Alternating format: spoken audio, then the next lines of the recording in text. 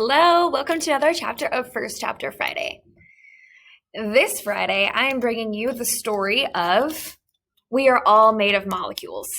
This is one of my favorite stories of all time, definitely a top 10 book for me. It's about a young boy named Stuart who wants nothing more in the world than to have a sister. And he does eventually get a sister, but not the way that he thought he would. Stuart is one of those academically brilliant people, but yet doesn't have a lot of social smarts. So he doesn't do well with other kids. And his new sister, Ashley, she's directly the opposite. She doesn't do very well with book smarts, but she's the it girl at their school. She is the most popular girl there. And she wants to do nothing else but make sure that she maintains her popularity. Unfortunately for Stuart, that doesn't include him. So without further ado, get your doodle materials ready. I feel like this one's going to pull on your heartstrings. Let's read chapter 1 of We Are All Made of Molecules and meet our main character, Stuart. Here we go. I have always wanted a sister. A brother, not so much. I like symmetry, and I always felt that a sister would create the perfect quadrangle or family square with the X chromosomes forming two sides and the Ys forming the rest. When I bugged my parents, they would say, "Stuart, we already have the perfect child. How could we do any better than you?" It was hard to argue with their logic. Then one day, when I had just turned 10, I overheard a private conversation between them. I was in my room building my birthday present, an enormous Lego spaceship, without using instructions, because I had very good spatial abilities. My mom and dad were downstairs, but I could hear their voices clearly through the heating vent. "Leonard," I heard my mom say, "Stuart might finally get his wish." I put down my Lego pieces and moved closer to the vent. "I haven't had my period in 2 months. I'm chubbing up around the middle. I'm tired all the time." "You think you're pregnant?" I heard my dad say. "I do." I couldn't help myself. "Finally," I yelled through the vent. "Best birthday present ever." The next day, Mom made an appointment with her doctor. But it wasn't a baby growing inside her. It was cancer. It had started in her ovaries, and by the time they caught it, it had spread. She died a year and 3 months later. Now I'm 13 and I still miss her like crazy because she was a quality human being. When I was 7, my dad and I bought her a mug for her birthday that read, "World's Best Mom." And I actually believed that there was only one mug like it on the planet, and that had been made just for her. I don't like to talk a lot about the year that she was sick or the year after she died. My dad is also quality, and he did his best, and I like to think that I am quality, and so I did my best too. But it was really hard because we were missing 1/3 of our family. We had been like an equilateral triangle. Mom was the base that held up the whole structure. When we lost her, the other two sides just collapsed in on each other. It's a little triangle. Mom, Stuart, Dad.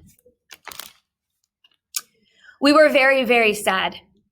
My therapist, Dr. Elizabeth Moskovich, told me early on in our sessions that a part of us will always be sad and that we will have to learn to live with it. At first, I thought she wasn't a very good therapist because if she was good, she should be able to cure me. But after a while, I realized that the opposite was true. She's an excellent therapist because she tells it like it is. Dr. Elizabeth Moskovich also says that just because you feel sad sometimes, it doesn't mean you can't also be happy, which at first might sound like a serious contradiction. But it's true. For instance, I can still be happy when Dad and I see a ball game at Nate Bailey Stadium. I can still be happy when I'm kicking my best friend Alistair's butt at Stratejo. And when Dad and I adopted Schrodinger, the cat from the SPCA last year, I wasn't just happy, I was over the moon. Of course, Schrodinger is not even close to a replacement for my mom. He can't have good conversations. He can't cook my favorite from scratch chicken fingers. He can't give me back tickles or kiss my forehead at night. But he needs me, and I need him. He needs me to feed him and cuddle him and scoop his poops. I need him to talk to, even though he never talks back. And I need him to sleep by my head at night because then I don't feel alone. So when Dad started to date Carolyn Anderson a year after Mom died, I mostly understood. Carolyn is Dad's Schrodinger. He needs her and she needs him. It doesn't mean he isn't still sad sometimes, because he is, but it means he can put the sad on hold for bigger periods of time, and this is a good thing. For a long time, he was sad Dad, 24/7, and I was sad Stuart, 24/7. And together, we were sad squared, and it was just a big black hole of sadness. Carolyn and my dad had worked together in the newsroom for almost 10 years. They'd always got along, but it wasn't until they were both single that they started to notice each other in that way. Carolyn's husband left around the time my mom died. She is a divorcee. I'd met her a few times when Mom was still alive at Dad's work parties, and of course I'd see her on TV all the time. I like her and she likes me. Even better, she liked my mom. And I know the feeling was mutual. But most important of all, she loves my dad. I can see it in the way she looks at him all Google-eyed, and he looks at her the same way. Sometimes it makes my stomach hurt when I think about my mom and how, if things had been different, she would be getting Dad's Google eyes. But as Dr. Elizabeth Moskovich has pointed out, I can't live in the past. Carolyn makes my dad happy, and this is a good thing. Best of all, she has a daughter. Her name is Ashley, and she's 1 year older than me. I've only met Ashley a few times. She is very pretty, and I think she is also possibly hard of hearing, because when I try to talk to her, she either walks away or turns up the volume on the TV really loud. Maybe she's just shy. And now we are moving in with them. Dad and Caroline broke the news last month.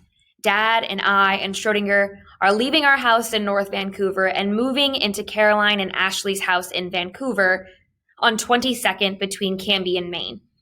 They told Ashley and me separately, so I don't know her reaction, but I am 89.9% happy with the news. 89.9? Dr. Elizabeth Moskovich asked me at our final session last week, what about the other 10.1%? I confessed to her that part of it is made up of less positive emotions. We made a list, and on the list were words like anxiety and guilt. Dr. Elizabeth Moskovich told me this was perfectly normal. After all, we're leaving the house I spent my entire life in, the one Mom and Dad bought together a year before I was born. Now Dad has sold the house to a young couple with a baby, which means there is no turning back. We're bringing a lot of stuff with us, but we can't bring the mosaic stepping stones my mom made that line the path into the backyard, or the flowers she planted, or her molecules, which I know still float through the air, because why else can I feel her presence all the time? It is what less scientifically minded people would call a vibe, and our house, even this long after her death, is still full to bursting with Mom's vibe. I worry a little bit about that. Where will her vibe go when we are gone? Will it find its way to our new home, like those animals that walked hundreds of miles to find their owners in The Incredible Journey? Or will it get lost on the way? And also, I'm anxious because I don't know how Ashley feels about this merger of our family and hers. I don't expect her to be 89.9% excited. I just hope she's at least 65% excited. I can work with 65%. This is not how I wanted my wish to come true. This is not how I would have chosen to become a quadrangle.